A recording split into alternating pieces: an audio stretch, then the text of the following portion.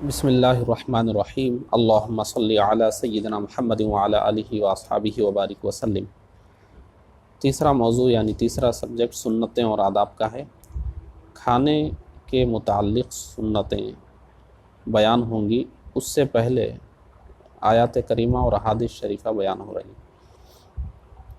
اسلامی اخلاق و آداب صفحہ نمبر 23 ہے۔ حدیث نمبر 51۔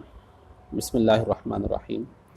ترمذی و ابن ماجہ نے مقدام بن معدی کرب رضی اللہ تعالیٰ عنہ سے روایت کی، کہتے ہیں میں نے رسول اللہ صلی اللہ تعالیٰ علیہ وسلم کو یہ فرماتے سنا کہ آدمی نے پیٹ سے زیادہ برا کوئی برتن نہیں بھرا۔ ابن آدم کو چند لقمے کافی ہیں جو اس کی پیٹھ کو سیدھا رکھیں، اور اگر زیادہ کھانا ضروری ہو تو تہائی پیٹ کھانے کے لیے اور تہائی پانی کے لیے اور تہائی سانس کے لیے، یعنی تہائی کھا رہے ہیں تو وہ زیادہ ہی ہے، کم نہیں ہے تہائی۔ یہ مت سمجھے کہ تہائی کم ہے، کیا ہے یہاں پہ؟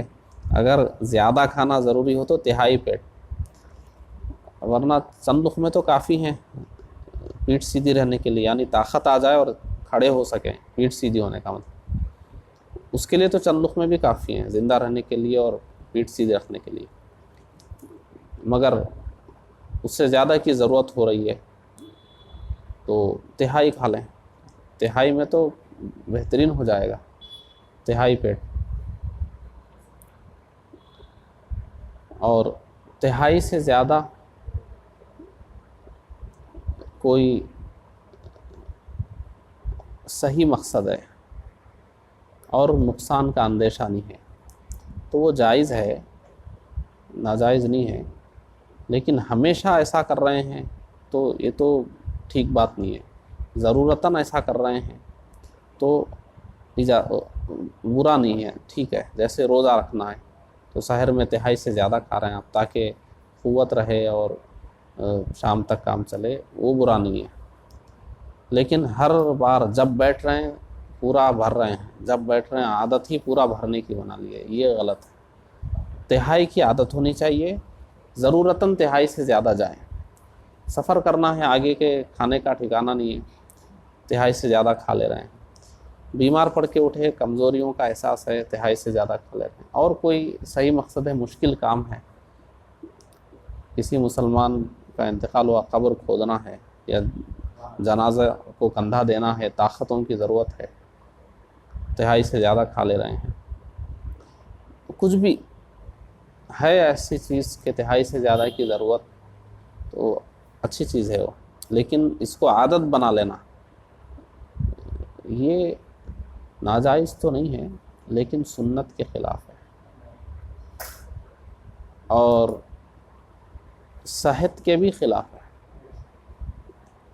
تہائی کھانے والے کی صحت ہمیشہ فٹ رہے گی، اور جو بھر پیٹ چلتا رہے گا آگے جا کے وہ گڑبڑ ہونے ہی والا ہے۔ ہاں، اور ایک بات سمجھ لیجئے، جب تہائی آپ کھائیں گے اس وقت تو چند لقموں کی آپ کو حاجت محسوس ہوتی رہے گی، لیکن آپ اٹھ جائیے، چند منٹوں کے بعد احساس ختم ہو جائے گا، پیٹ بھرا ہوا محسوس ہوگا۔ وہ بس تھوڑی دیر کا ہوتا ہے، وہاں چھوڑ کے آپ تجربہ کیجئے، آپ کو چند منٹوں کے بعد 8-10 منٹ ہو جائیں گے تو بھوک کا وہ احساس نہیں رہے گا، ختم ہو جائے گا۔ جو چند لقموں کی چاہت ہے نا، وہ چند منٹ میں ختم ہو جائے گی۔ ہمارا جسم کا نظام بھی ایسا ہی ہے۔ اچھا دیکھیے، بعض لوگ اس کی تشریح بھی کرتے ہیں، بعض لوگ، اب وہ قرآن و حدیث سے ثابت تشریح نہیں، ایک تجربے سے بتاتے ہیں کہ جب ہم کھانا کھا رہے ہیں، جتنی ہم کو ضرورت ہے کافی ہو گیا، معدے کو کھانا کافی ہو گیا، تو معدہ دماغ کو یہ اطلاع پہنچانے میں چند منٹ لیتا ہے۔ تو ادھر کافی ہو گیا مگر وہ اطلاع نہیں آئی اور ہم کھاتے جا رہے ہیں، تو اس کی اطلاع پہنچنے تک ہم کھا رہے ہیں، جب تک اطلاع نہیں پہنچی حاجت محسوس ہو رہی ہے اور ہم کھاتے جا رہے ہیں، تو ضرورت سے زیادہ پہنچ گیا نا، اور ہم چند لقمے پہلے ہی چھوڑ دیں گے، چند لقمے کھانے کی ابھی چاہت ہو رہی ہے، چھوڑ دیں گے، اور وہ چند منٹوں میں وہ اطلاع بھی پہنچ جائے گی، وہ چاہت بھی ختم ہو جائے گی۔ ایسا جو ہے کہا جاتا ہے دنیاوی اعتبار سے بھی کہ تو حضور نے جو فرمایا کہ چند لقموں کی چاہت ہو تبھی چھوڑ دو، یعنی وہیں ہماری ضرورت پوری ہو گئی۔ اب وہ دماغ اطلاع نہیں دے پا رہا، ہمارے نبی نے پہلے اطلاع دے دی۔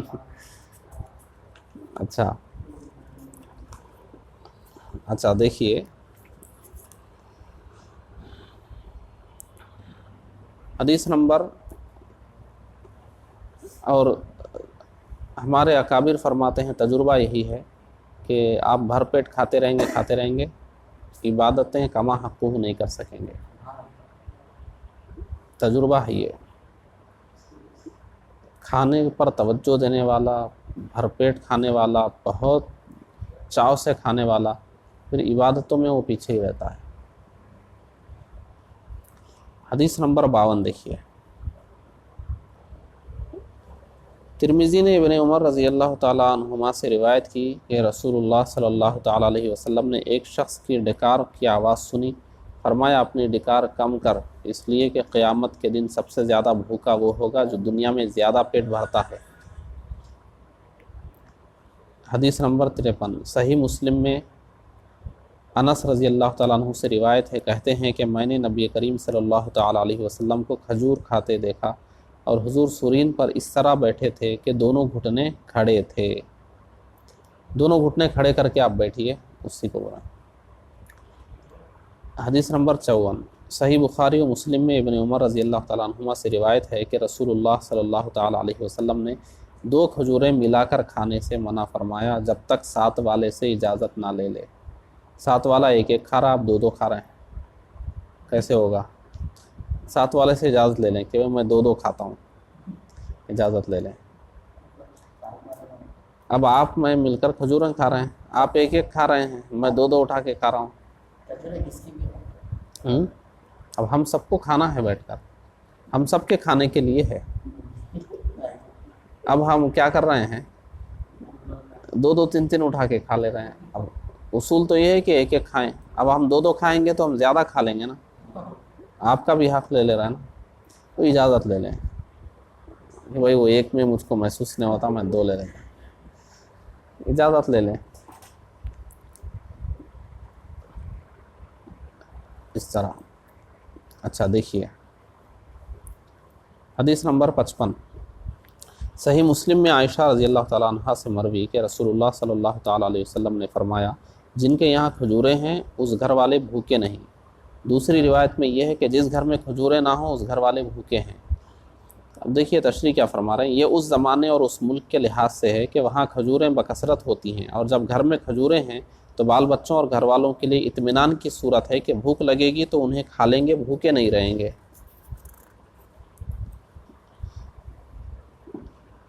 حدیث نمبر 56 صحیح مسلم میں ابو ایوب انصاری رضی اللہ تعالیٰ عنہ سے مروی کہ رسول اللہ صلی اللہ تعالیٰ علیہ وسلم کے پاس جب کھانا حاضر کیا جاتا تو تناول فرمانے کے بعد اس کا بقیہ اولش میرے پاس بھیج دیتے۔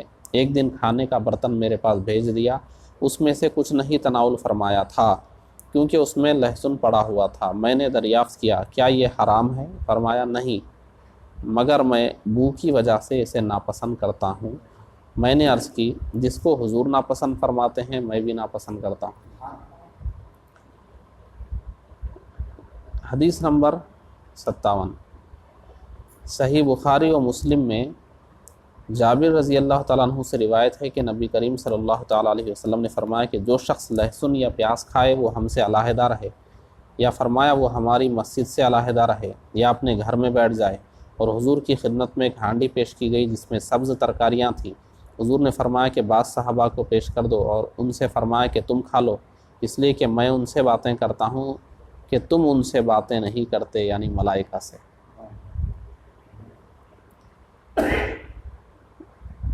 حضور پسند نہیں فرما رہے لیکن صحابہ کو آپ نے کھانے کے لیے دے دیا۔ کھانا ناجائز نہیں ہے۔ حدیث 58 ترمذی و ابو داؤد نے حضرت علی رضی اللہ تعالیٰ عنہ سے روایت کی کہ رسول اللہ صلی اللہ علیہ وسلم نے لہسن کھانے سے منع فرمایا مگر یہ کہ پکا ہوا ہو۔ کچا لہسن کھانا ناجائز نہیں ہے. منع، حدیث شریف میں جب کسی کام سے منع کیا جائے تو ضروری نہیں ہے کہ وہ ناجائز بتانے کے لیے ہی ہو، یا حرام بتانے کے لیے ہو، یا مکروہ تحریمی بتانے کے لیے ہو. مکروہ تنزیہی بھی ہو سکتا ہے، خلاف اولا بھی ہو سکتا ہے، اور مکروہ تنزیہی بھی جائز ہوتا ہے، خلاف اولا بھی جائز ہوتا ہے، اس کو کرنے سے گناہگار نہیں ہوں گے. اب جو صرف یہی ایک حدیث لے لے گا حضور نے منع فرما تو لہسن کو حرام بول دے گا، جس کی نظر میں یہی ایک حدیث ہے. ایسا ہی ہو رہا ہے نا آج کل، ایک حدیث لے لیں گے حضور منع کیے ختم. دیگر حدیثوں میں کیا ہے اور اس قسم کی تمام حدیثوں سے کیا نتیجہ نکلتا ہے، اور ائمہ حدیث نے کیا فرمایا ہے، حدیث سے مسئلہ ثابت ہونے کے اصول کیا ہیں، وہ سب سے جو واقف نہیں وہ کیا کرے گا، لہسن نہیں کھائے گا اور کہے گا میں اہل حدیث یعنی حدیث پہ چل رہا ہوں. لہسن نہیں کھائے گا اور کیا کہے گا، میں حدیث پہ چل رہا ہوں، یہ حدیث پیش کر دے گا. تو ایسا نہیں ہے، ایک حدیث سے فیصلہ نہیں کیا جاتا.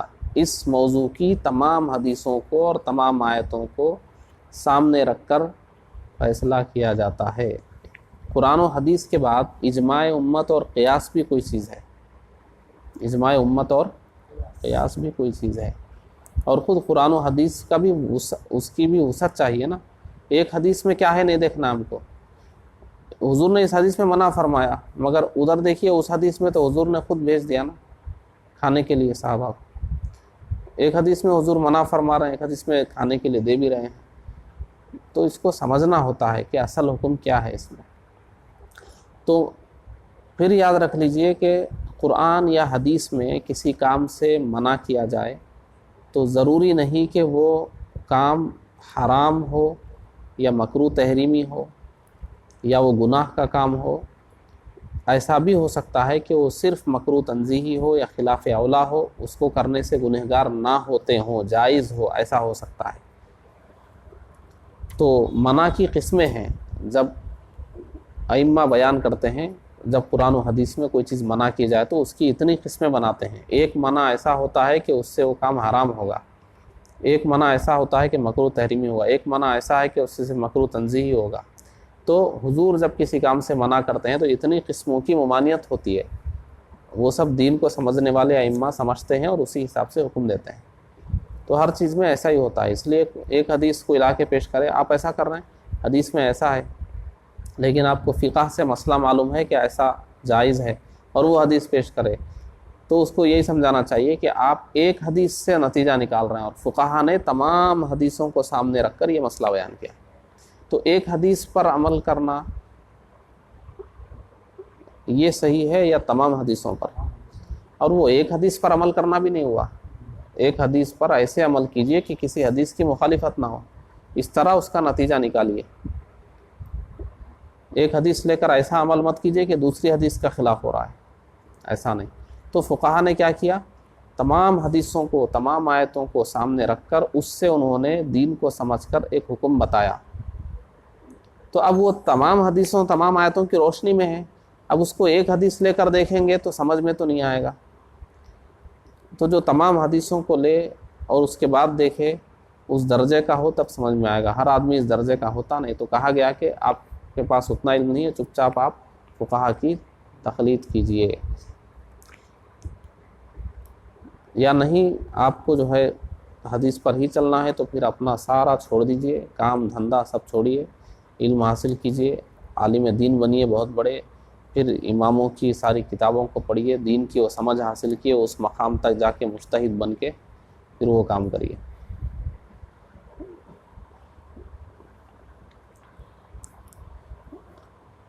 خود یہ حدیث بیان کرنے والے محدث فقہا کے پیچھے چلتے ہیں.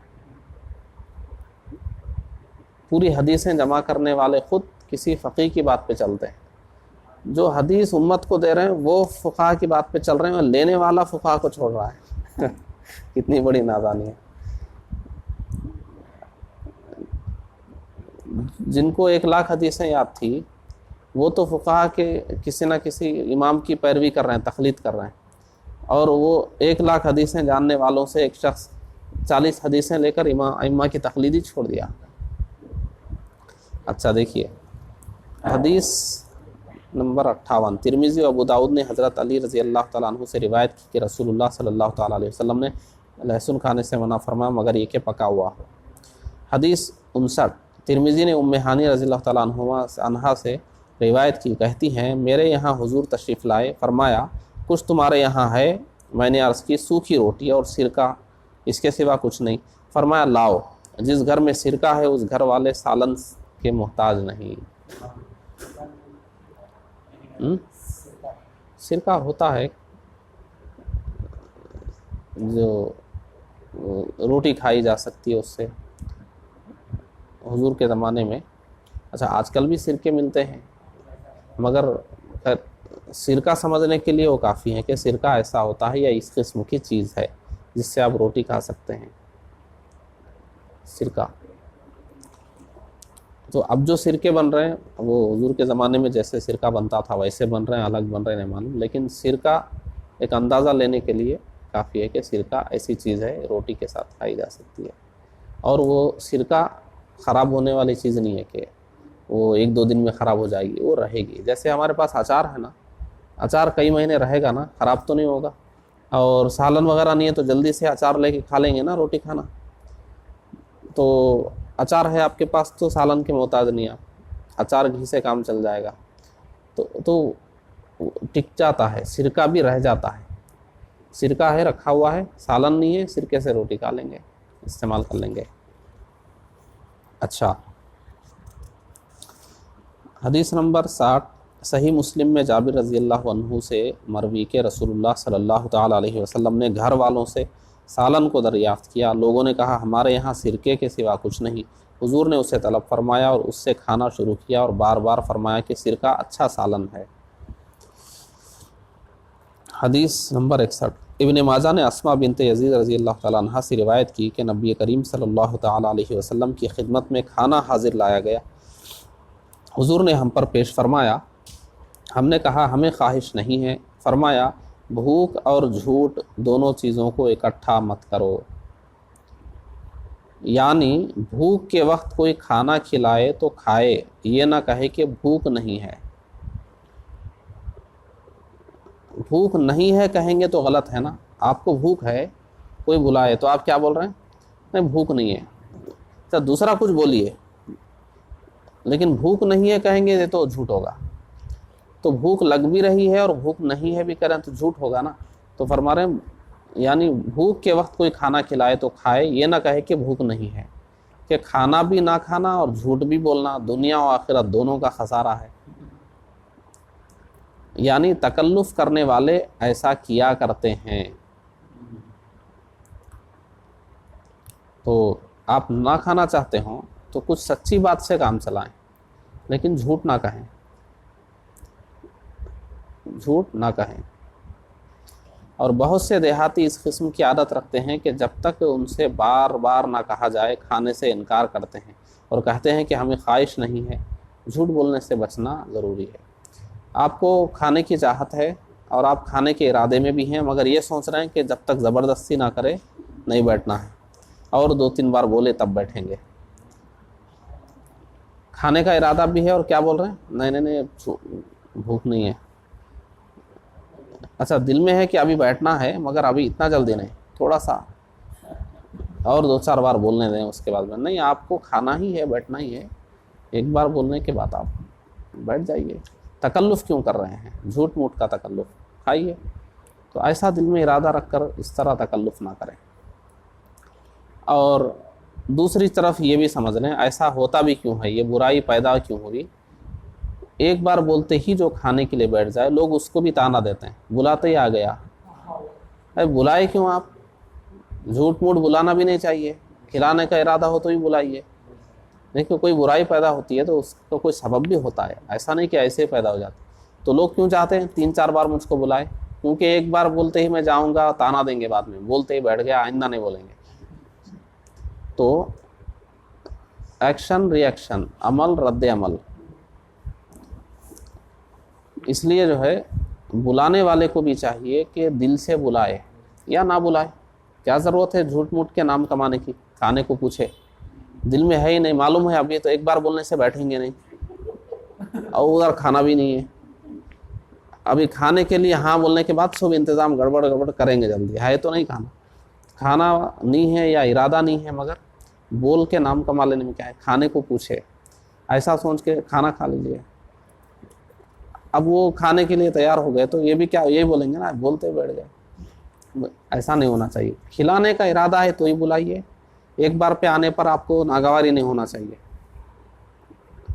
کھلانے کا ارادہ ہو تو ہی بلائیے, دل سے بلائیے. تو لوگ ایسا کرتے ہیں, اس لیے لوگ ایک بار میں کھانا نہیں چاہتے کہ ظاہر ہو جائے کہ واقعتاً کھلانا چاہتا ہے یا یوں ہی رسماً بول رہا ہے. تو کبھی کبھی اس میں بھی ایک بار میں نہیں اڑتے. جب دوسری بار تیسری بار بھی بول دیتے ہیں تو ظاہر ہو جاتا ہے کہ نہیں واقعتاً کھلانا چاہ رہے ہیں, تو تب پھر اٹھ کے بیٹھتے ہیں. دونوں طرف سے اصلاح ہونی چاہیے. بلانے والا بھی اپنی اصلاح کر لے اور بیٹھنے والا بھی, دونوں سچائی کے ساتھ چلیں. ایسا ہونا چاہیے. حدیث نمبر 62 دیکھیے. صحیح مسلم میں ابو ہریرہ رضی اللہ تعالیٰ عنہ سے روایت ہے, کہتے ہیں کہ ایک روز رسول اللہ صلی اللہ تعالیٰ علیہ وسلم باہر تشریف لائے اور ابو بکر و عمر رضی اللہ تعالیٰ عنہما ملے. ارشاد فرمایا کہ کیا چیز تمہیں اس وقت گھر سے باہر لائی؟ عرض کی بھوک. فرمایا قسم ہے اس کی جس کے ہاتھ میں میری جان ہے, جو چیز تمہیں گھر سے باہر لائی وہی مجھے بھی لائی. ارشاد فرمایا اٹھو. وہ لوگ حضور کے ساتھ کھڑے ہو گئے اور ایک انصاری کے یہاں تشریف لے گئے. دیکھا تو وہ گھر میں نہیں ہے. انصاری کی بیوی نے جو ہی ان حضرات کو دیکھا مرحبا و اہلاً کہا. حضور نے دریافت فرمایا کہ فلاں شخص کہاں ہے, یعنی وہی گھر کے جو بھی تھے وہ انصاری صحابی رسول. کہا کہ میٹھا پانی لینے گئے ہیں. اتنے میں انصاری آ گئے. حضور کو اور شیخین کو دیکھ کر کہا الحمدللہ, آج مجھ سے بڑھ کر کوئی نہیں. جس کے یہاں ایسے معزز مہمان آئے ہوں اس سے بڑھ کر کون ہوگا. پھر وہ کھجور کا ایک خوشہ لائے جس میں اد پکی اور خشک کھجوریں بھی تھی اور رطب بھی تھے, یعنی 2-3 قسم کی کھجوریں تھیں وہ. اور ان حضرات سے کہا کہ کھائیے, اور خود چھری نکالی, یعنی بکری ذبح کرنے کا ارادہ کیا. حضور نے فرمایا دودھ والی کو نہ ذبح کرنا. انصاری نے, وہ دودھ پینے کے لیے ہوتے تھے بکریاں, اور روز کا ذریعہ ہے نا دودھ پینا, کاٹ دیں گے تو ذریعہ ختم ہو جائے گا. تو حضور فرما رہے ہیں کہ خوش ہو کر دودھ کی بکری مت کاٹ دینا کہ دودھ کا ذریعہ بند ہو جائے. تو انصاری نے بکری ذبح کی. ان حضرات نے بکری کا گوشت کھایا اور کھجوریں کھائی, پانی پیا. جب کھا پی کر فارغ ہوئے ابو بکر و عمر رضی اللہ تعالیٰ عنہما سے فرمایا کہ قسم ہے اس کی جس کے ہاتھ میں میری جان ہے, قیامت کے دن اس نعمت کا سوال ہوگا. تمہیں بھوک گھر سے لائی اور واپس ہونے سے پہلے یہ نعمت تم کو ملی. تو کھانا بھی اللہ کی اتنی بڑی نعمت ہے کہ اس کا سوال ہوگا ہم سے. ہم جتنے وقت کھانا کھا رہے ہیں نا, ہر وقت کے کھانے کا سوال ہوگا کہ اس کا حق کیا ادا کیے. 3 وقت کھائیے چاہے 4 وقت کھائیے, مگر یہ بھی سوچ لیجئے کہ اتنا حساب بھی دینا ہے اس کھانے کا, کہ اس کا حق کیا ادا کیے, اس کا جواب بھی دینا ہے. تو اس کا حق کیا ہے؟ اس کا حق یہی ہے کہ اللہ نے جو عبادتیں ہم پر فرض فرمائی ہیں ان کو ادا بھی کریں, اور جن کاموں کو حرام کیا ہے ان کاموں سے بھی بچیں. یعنی اللہ کی نافرمانی نہ کریں. کھانا کھائے, طاقت آئی تو اللہ کی نافرمانی کرنے کے لیے نہیں آئی ہے, عبادت کے لیے آئی ہے. عبادت کریں اور گناہوں سے بچیں, اور جو بھی کام کریں وہ اللہ کا حکم ہو, گناہ نہ ہو, یا حکم نہ بھی ہو تو کم از کم جائز ہو, ایسا کام کریں. حدیث نمبر 63. مسلم و ابو داؤد نے ام سلمہ رضی اللہ تعالیٰ عنہا سے روایت کی کہ حضور نے فرمایا جو شخص چاندی یا سونے کے برتن میں کھاتا یا پیتا ہے وہ اپنے پیٹ میں جہنم کی آگ اتارتا ہے, اس کا استعمال نہیں کریں گے. حدیث نمبر 64. ابو داؤد وغیرہ نے ابو ہریرہ رضی اللہ تعالیٰ عنہ سے روایت کی کہ رسول اللہ صلی اللہ تعالیٰ علیہ وسلم نے فرمایا جب کھانے میں مکھی گر جائے تو اسے غوطہ دے دو اور پھینک دو, کیونکہ اس کے ایک بازو میں بیماری ہے اور دوسرے میں شفا ہے, اور اسی بازو سے اپنے کو بچاتی ہے جس میں بیماری ہے, یعنی وہی بازو کھانے میں پہلے ڈالتی ہے جس میں بیماری ہے, لہٰذا پوری کو غوطہ دے دو تاکہ وہ جو شفا والا پر ہے وہ بھی کھانے میں ڈوب جائے. یہ حدیث ہے. یہ حدیث معلوم رہے گی تو مکھی کو ڈبو کے نکال کے پھینکیں گے، نہیں معلوم رہے گی تو جتنا لگ گیا وہی بہت ہے سمجھ کے اوپر سے ویسے ہی نکال کے پھینک دیں گے. تو ہماری عقل چلائیں گے تو ایسا ہی ہوگا، اور نبی کی عقل کے تابع ہو جائیں گے تو یہ فائدے ہیں. چلیے